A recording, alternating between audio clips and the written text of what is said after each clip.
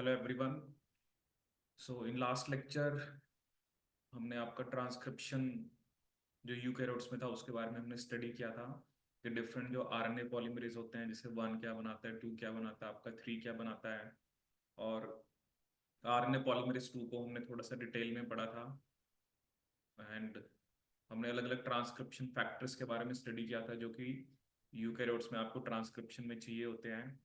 And we have discussed about the inhibitors. ठीक है, तो हमने इनहिबिटर भी डिस्कस करे थे ऑफ ट्रांसक्रिप्शन। सो आज हम एक और इम्पॉर्टेंट टॉपिक पढ़ेंगे, that is about post transcriptional modifications. ठीक है, तो एग्जाम में ये क्वेश्चन आपको देखने को मिलता है, पोस्ट ट्रांसक्रिप्शनल मॉडिफिकेशंस। ठीक है, सो जब हम पोस्ट ट्रांसक्रिप्शनल मॉडिफिकेशंस की बात करते हैं, ठीक है, देखो ये मॉडिफिकेशंस एक तो आपकी यूकैरियोट्स में होती हैं बस। ठीक है, post transcriptional modifications, post transcriptional modifications. तो ये मॉडिफिकेशंस कहाँ पर होती हैं आपके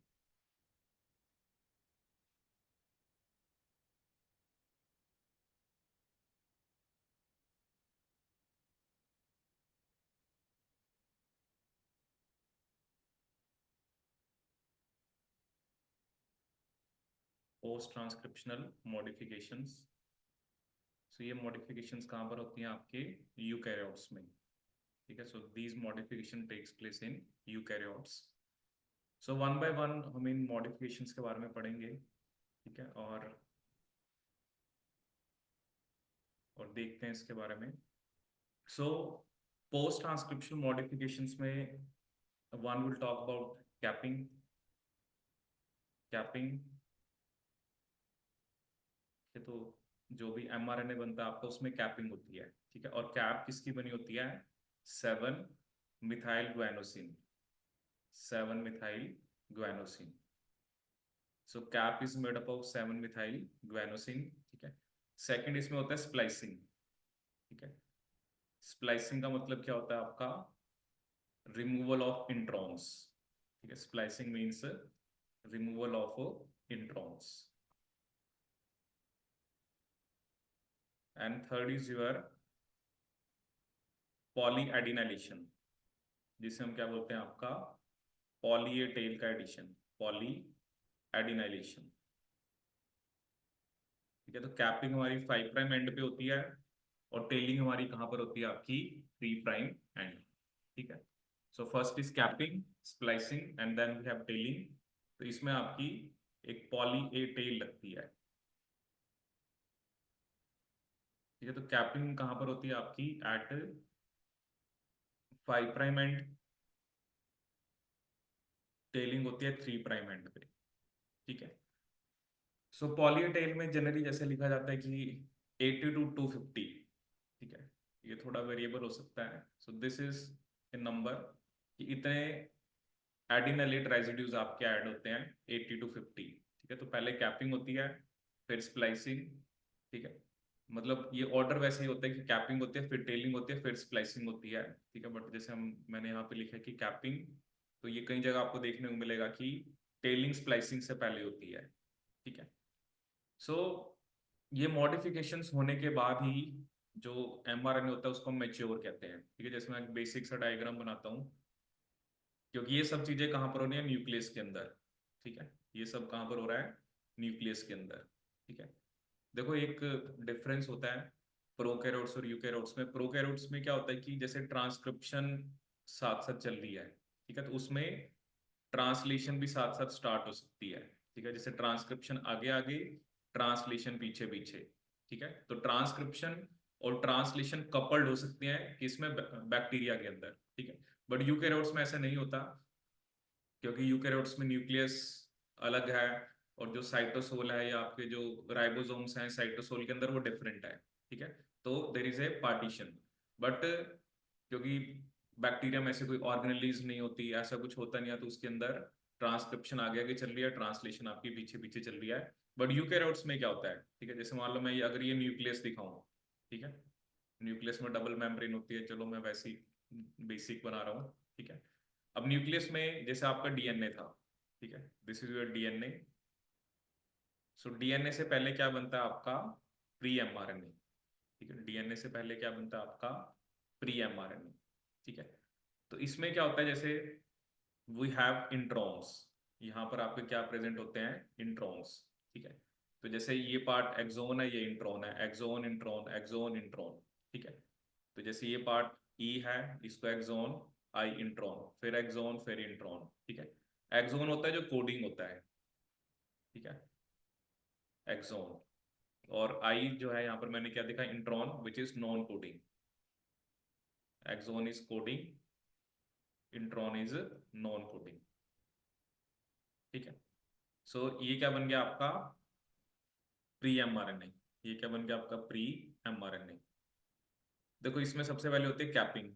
ठीक है, तो कैपिंग में क्या होता है, कैप लगती है। अभी हम पूरा मैकेनिज्म पढ़ेंगे कैपिंग का, फिर हम स्प्लाइसिंग भी पढ़ेंगे, क्योंकि ये डिटेल में क्वेश्चन आते हैं। ठीक है, तो कैप जो होती है वो made up, that is made up of 7 methyl guanosine. ठीक है, ये 7 मिथाइल ग्वेनोसिन की बनी होती है। सो जैसे मान लो कैप लग गई, ठीक है, तो पहले कैपिंग होती है, उसके बाद आपकी टेलिंग। उसके बाद क्या होती है आपकी टेलिंग। टेलिंग का मतलब इसमें एक पॉली टेल लग जाएगी। ठीक है, तो यहाँ पर एक टेल लग जाएगी। ठीक है, there is a poly adenylation, तो एक पॉली टेल लगी। और उसके बाद क्या होता है आपका, स्प्लाइसिंग। स्प्लाइसिंग में क्या होता है, ये जो इंट्रॉन्स है इनको रिमूव किया जाता है। ठीक है, नाउ अब जो आपका एमआरएनए बनेगा, that will be A mature form. ठीक है, ये एमआरएनए मैच्योर है, जिसमें कैपिंग हो रखी है। ठीक है, और दूसरा आपका यहाँ पर पॉली टेल लगी हुई है। ठीक है, now this is mature mRNA. ठीक है, तो ये सब स्टेजेस जब हो जाएंगी, ठीक है, पहले capping, C for capping, T for tailing, and S for splicing. ठीक है, तो capping, tailing, splicing. Now this mRNA is mature mRNA. ठीक है, ये जो एमआरएनए बना ना, ये मैच्योर है, this is a mature mRNA. Now this mRNA will come out of nucleus. ठीक है, ये न्यूक्लियस से बाहर आएगा। ठीक है, और जो आपका, जैसे अब राइबोसोम्स होते हैं, कुछ राइबोसोम्स तो क्या होते हैं आपके, जो फ्री होते हैं। ठीक है, and few ribosomes are bound to the basically your ER, कुछ ईआर से बाउंड होते हैं। तो ये जो एमआरएनए है, now it will bind to ribosome. ठीक है, अब ये राइबोसोम चाहे फ्री है, वो डिपेंड करता है, कुछ फ्री से बाइंड करते हैं, कुछ इससे बाइंड करते हैं, और फिर आपका क्या बनता है, प्रोटीन। तो इसलिए जब ट्रांसक्रिप्शन कंप्लीट होगी, पोस्ट ट्रांसक्रिप्शनल मॉडिफिकेशंस होंगी, उसके बाद ही आपका जो एमआरएनए है वो न्यूक्लियस से बाहर आएगा। ठीक है, तो इसलिए जो यूकैरियोट्स हैं उनके अंदर ट्रांसक्रिप्शन और जो ट्रांसलेशन है वो कपल्ड नहीं हो सकती, क्योंकि उनमें ट्रांसक्रिप्शन और ये मॉडिफिकेशन सब न्यूक्लियस में हो रही है। ठीक है, बट ट्रांसलेशन जो है वो दो टाइप के राइबोसोम्स होते हैं, एक होते हैं free, and one we have membrane bound ribosomes. ठीक है, एक फ्री होते हैं और दूसरे कैसे होते हैं आपके, मेम्ब्रेन बाउंड। ठीक है, तो अब वन बाय वन हमने इनको डिटेल में पढ़ना है। कैपिंग कैसे होती है, कैपिंग का फंक्शन क्या है, स्प्लाइसिंग में भी अलग अलग टाइप के इंट्रॉन्स होते हैं, group 1, group 2, third class, fourth class. ठीक है, और टेलिंग में भी हम देखेंगे कि कैसे आपकी पॉली टेल आपकी ऐड होती है। ठीक है, तो सबसे पहले हम देखते हैं कैपिंग। सबसे पहले हम क्या देखेंगे आपका, कैपिंग। कैपिंग, सबसे पहली बात हमने बताई कि जो कैपिंग है वो 5 प्राइम एंड पे होती है। ठीक है, कैपिंग कौन सी एंड पे होती है आपकी, 5 प्राइम एंड पे। ठीक है, और इसमें हमने स्पेसिफिकली बताया कि जो कैप है that is made up of 7 methyl guanosine. Cap is made up of 7 methyl guanosine. Cap इसकी बनी होती है 7 मिथाइल ग्वेनोसिन की। ठीक है, इसमें लिखिए a residue of, a residue of 7 methyl guanosine, 7 methyl ग्वेनोसिन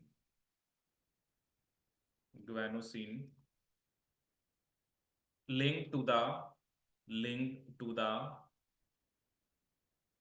5 prime, linked to the 5 prime terminal residue of terminal residue of terminal residue of the mRNA of the mRNA through an unusual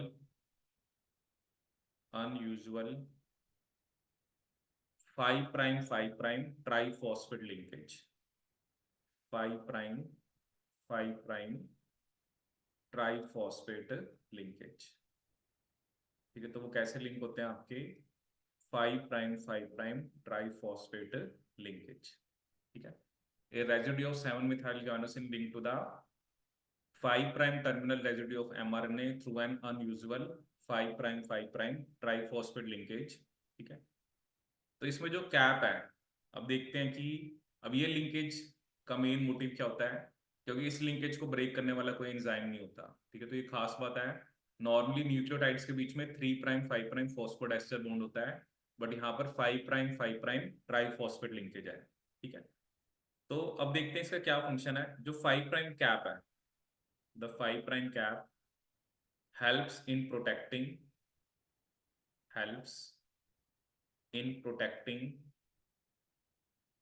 mRNA helps in protecting mRNA from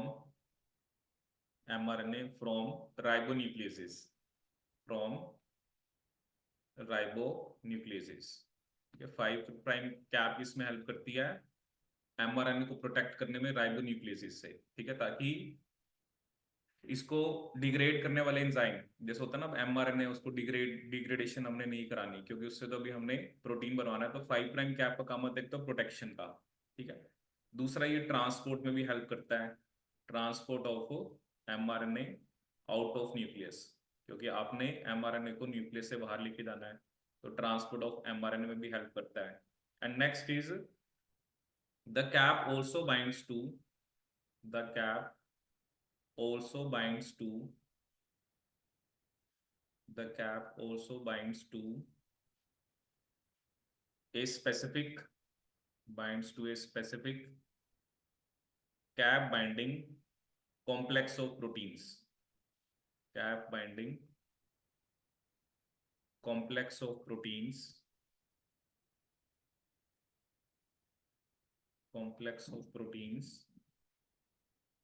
and participate in binding of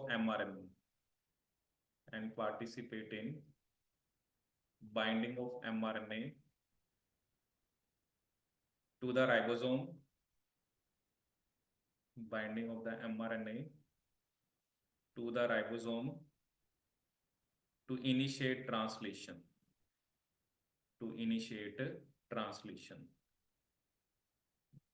ठीक है, तो ये 3 function आपने याद रखने हैं। एक तो कैप का क्या काम है, वो mRNA को प्रोटेक्ट करने में हेल्प करता है। ठीक है, ताकि उसको कोई एंजाइम आगे डिग्रेड ना करे। दूसरा काम इसका क्या है कि एक तो इसमें हो गया, दूसरा ट्रांसपोर्ट में हेल्प करता है, और तीसरा cap also binds to specific cap binding complex of protein and participates in binding of the mRNA to the ribosome to initiate translation. ठीक है, तो ये 3 फंक्शन आपने याद रखने हैं। प्रोटेक्शन का भी काम है, ट्रांसपोर्ट में भी हेल्प करता है, और क्योंकि जब हम ट्रांसलेशन पढ़ेंगे तो कुछ प्रोटीन्स होते हैं जो कैप के साथ लगते हैं, और फिर आपकी जो ट्रांसलेशन है वो स्टार्ट होती है। ठीक है, एक पॉइंट अगर मैं यहाँ पर और ऐड करूँ, जैसे अब चलो ग्वानोसिन तो है ही सी। ठीक है, तो इसमें जो आपका मिथाइल ग्रुप कहाँ से आता है। ठीक है, तो ये जो मिथाइल ग्रुप लगता है यहाँ पर, ये भी हम पढ़ेंगे भी सही, it is derived from S adenosyl methionine. Methyl group कहाँ से डिराइव होता है आपका, एस एडिनोसाइल मिथ्योनिन। ठीक है, methyl group is derived from S adenosyl methionine. कहाँ से डिराइव होता है ये, एस एडिनोसाइल मिथ्योनिन। ठीक है, तो चलिए देखते हैं इसमें कि कैसे आपकी कैपिंग होती है। ठीक है, क्योंकि वही मेन है, उसी पे बेस्ड क्वेश्चन आया हुआ एग्जाम के अंदर, नेट के अंदर, तो इसको समझेंगे ध्यान से। ठीक है, तो इसको आप ध्यान से सुनना। अब देखो सबसे पहले ये जो हमने कैपिंग की बात करी, इसका मैकेनिज्म क्या है, ठीक है। जैसे मान लो मैंने एक एमआरएनए बनाया, जैसे ये एमआरएनए, ठीक है, ये आपका एक एमआरएनए है, और यहाँ पर आपका कोई भी न्यूक्लियोटाइड है, you can take any nucleotide, ठीक है, कि जो यहाँ पर है, और ऑब्वियसली उसके पास यहाँ पे 3 फॉस्फेट है, ठीक है, क्योंकि इसके 3 प्राइम ने आगे वाले 5 प्राइम के साथ बॉन्ड बनाया है, ठीक है। तो ये उसके ट्राई फॉस्फेट है, इसको आप लिख सकते हो अल्फा, बीटा एंड गामा, ठीक है। अल्फा बीटा गामा, तो ये हमने क्या शो करा है, 5 prime end of RNA, 5 prime end of RNA with try phosphate group, with try phosphate group, 5 prime end of RNA with try phosphate group, ठीक है। सबसे पहले हमने आपका ये यहाँ पर इंडिकेट करा है। अब सबसे पहला स्टेप क्या होता है, ठीक है, फर्स्ट स्टेप में यहाँ पर क्या होता है, आपका एंजाइम आता है जिसका नाम होता है फॉस्फोहाइड्रोलेज। एंजाइम का नाम है phosphohydrolase. So what this enzyme will do, it will remove the gamma phosphate, ठीक है, कि जो गामा वाला फॉस्फेट है ना वो आपका निकल जाएगा, ठीक है। कौन सा निकला, ये गामा वाला, ठीक है। Now you are left with alpha and beta. अब यहाँ पर सिर्फ आपके पास क्या रह गया, तो अगर हम ये एमआरएनए बनाए, ठीक है, तो अब यहाँ पर जो आपका न्यूक्लियोटाइड है, ठीक है, तो ऑलरेडी जो भी फर्स्ट कोई भी हो सकता है, ठीक है, ये जो है ये आपका फर्स्ट है, तो एन का मतलब ये है कि यहाँ पर कोई भी न्यूक्लियोटाइड हो सकता है, ठीक है। अब इसके पास 2 फॉस्फेट हैं, one is alpha, one is beta, ठीक है। तो पहली स्टेप में आपने गामा फॉस्फेट को रिलीज करा दिया, ठीक है। तो ये अच्छे से याद रखना कि पहले स्टेप में कौन सा फॉस्फेट गया, आपका गामा, गामा, ठीक है। अब नेक्स्ट स्टेप में क्या होता है, अब यहाँ पर हम यूज करेंगे जीटीपी। नेक्स्ट स्टेप में हम क्या यूज करेंगे, जीटीपी। इसको मैं डिफरेंट कलर में दिखा देता हूँ, जीटीपी, ठीक है। GTP stands for guanosine triphosphate, ठीक है। जैसे मान लो ये ग्वानोसिन है, इसके पास 3 फॉस्फेट है, ठीक है, that is alpha, beta and gamma, ठीक है। अब क्या होता है, यहाँ पर एक एंजाइम होता है जिसका नाम होता है ग्वानालाइल ट्रांसफेरेज, ग्वानालाइल ट्रांसफेरेज, ठीक है। तो इस एंजाइम की प्रेजेंस में क्या होता है, आपके जैसे 2 फॉस्फेट तो इससे निकल जाएंगे, कौन से वाले, बीटा और गामा, ठीक है। और अब क्या होगा कि जो ऑलरेडी न्यूक्लियोटाइड यहाँ पर है, ठीक है, तो जैसे ये 2 फॉस्फेट थे अल्फा बीटा, और जो ग्वानोसिन है, ठीक है, या जो आपका ग्वानिन है, वो यहाँ पर आके बॉन्ड बनाएगा, ठीक है। तो उसका कौन सा फॉस्फोरस होता है, अल्फा, ठीक है। Now this is the main thing that you need to remember. Already जो न्यूक्लियोटाइड वहां पर है, ये एन कोई भी हो सकता है, ये ए भी हो सकता है, टी भी हो सकता है, सॉरी टी तो नहीं होगा क्योंकि आरएनए है, ए हो सकता है, यू हो सकता है, जी हो सकता है, या सी हो सकता है, ठीक है। तो जो न्यूक्लियोटाइड आपका वहां पर पहले से है, ठीक है, उसके उसका जो बीटा है, और ग्वैन ग्वैन और आपका जो ग्वानिन है या ग्वानोसिन है, वो आपका बॉन्ड बनाता है, ठीक है। तो ये जो लिंकेज बनी है ना, this is your 5 prime 5 prime triphosphate linkage. ये जो लिंकेज बनी है इसे हम क्या बोलते हैं, 5 प्राइम ट्राइफॉस्फेट लिंकेज, ठीक है। तो ऑलरेडी जो न्यूक्लियोटाइड है और जो ग्वानोसिन है उसका अल्फा, और जो ऑलरेडी न्यूक्लियोटाइड है उसका बीटा, ये आपस में क्या बनाते हैं, आपका बॉन्ड बनाते हैं, ठीक है। तो ये आपको क्लियर होना चाहिए, एग्जाम में ऐसे ही क्वेश्चन आएगा, क्योंकि ये तो कुछ भी हो सकता है, बट ग्वानिन जो है उसका अल्फा, और जो ऑलरेडी न्यूक्लियोटाइड है उसका बीटा, ठीक है। तो एक तरह से ग्वानिन तो आपने 5 प्राइम पोजीशन पे लगा दिया, ठीक है। अब हमें यहाँ पर क्या लेके आना है, मिथाइल ग्रुप, ठीक है। नेक्स्ट स्टेप में क्या होगा, तो जैसे कि मैंने आपको पहले ही बताया कि जो एडिनोसाइल जो मिथ्योनिन होता है, ठीक है, ये कन्वर्ट हो जाता है आपका एडिनोसाइल होमोसिस्टीन में, HCY, ठीक है। So this is adenosyl methionine, methionine, and this is your adenosyl homocysteine, homocysteine. और अब क्या होगा, यहाँ पर आपका मिथाइल ग्रुप लग जाएगा। ठीक है, तो आप देख सकते हो यहाँ पर कि जो यहाँ पर न्यूक्लियोटाइड है, ठीक है, जैसे आपका ये न्यूक्लियोटाइड है, दिस इज एन पी, ठीक है, तो ये पी पी जैसे हमने लगाया था, ये आपका ग्वानोसिन है। ठीक है, और अब इसके ऊपर आगे क्या लग जाएगा, आपका मिथाइल ग्रुप। ठीक है, तो इसको मैं ग्रीन कलर में, जिसको मैंने पहले इंडिकेट किया था, दिस इज ग्वानोसिन, और इसके ऊपर अब क्या लग गया, एम, मतलब जो M7 हम लिख देते हैं कि जो 7th पोजीशन है उस पर मिथाइल ग्रुप लग गया। ठीक है, तो ये हमारी कैप बन गई। This is A cap which is made up of 7 methyl guanosine. ठीक है, दिस इज वेरी इंपॉर्टेंट। देखो ये क्या है ना, आपको थोड़ा सा डिटेल में देखना है। ठीक है, एग्जाम में आप क्वेश्चन देखोगे तो वो थोड़ा जो एक दो बार आया हुआ है वो इसी बेस पे आ रखा है कि आपको कितनी अंडरस्टैंडिंग है। जो पहला न्यूक्लियोटाइड है उसका गामा जाएगा।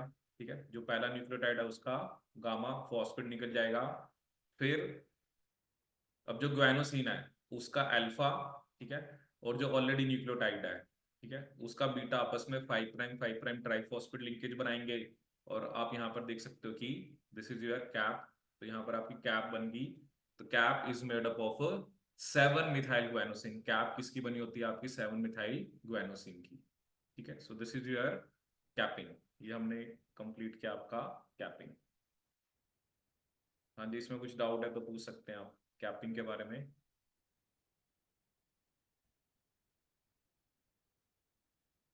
So this is a question based on capping. An eukaryotic cell undergoing mRNA synthesis and processing was incubated with 32 phosphorus labeled ATP. वो क्या कह रहा है कि उसने वो ATP यूज करा, मतलब उसमें 32 phosphorus labeled है with the label at the beta position। ठीक है, तो सबसे पहले आपने क्या समझना है कि जैसे ATP के अंदर 3 फॉस्फेट हैं, that is alpha beta and gamma. तो वो कह रहा है कि सिर्फ जो बीटा पोजीशन वाला फॉस्फेट है उसको मैंने लेबल किया है, तो अल्फा गामा को नहीं किया। Where do you think the radioactive isotope will appear in the mature mRNA. ठीक है, अभी हम कुछ ऑप्शंस देखेंगे। क्वेश्चन बस यही है, क्योंकि अभी आपको क्वेश्चन और ऑप्शन दोनों एक साथ नहीं दिखेंगे। बस क्वेश्चन में उसने आपको ये दिया है कि उसने एटीपी को रेडियो लेबल करा है। एटीपी एज नेम से पता लग रहा है ये तो ट्राइफॉस्फेट है, बट उसने सिर्फ बीटा पोजीशन को लेबल करा है। ठीक है, तो वो आपसे पूछ रहा है कि जैसे आपको 4 ऑप्शन दे रहा है, कहता है रेडियो एक्टिव आइसोटोप आपको कहाँ पर देखने को मिलेगा। ठीक है, तो ये आपके सामने 4 ऑप्शंस हैं जो आपको दिख रही है यहाँ पर। ठीक है, तो आप बताइए इनमें से क्या आपका आंसर होगा। ठीक है, out of these 4 options which one will be your answer. तो बताइए इसमें से क्या आंसर होगा।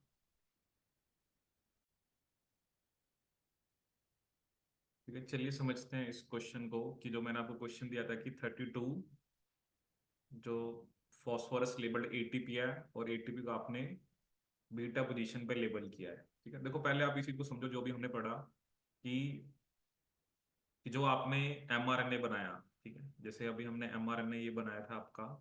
ठीक है, कि जो आपका एमआरएनए था, so this was your mRNA. ठीक है, जैसे मान लो अगर मैं यहाँ पे बनाऊं, ये एमआरएनए है।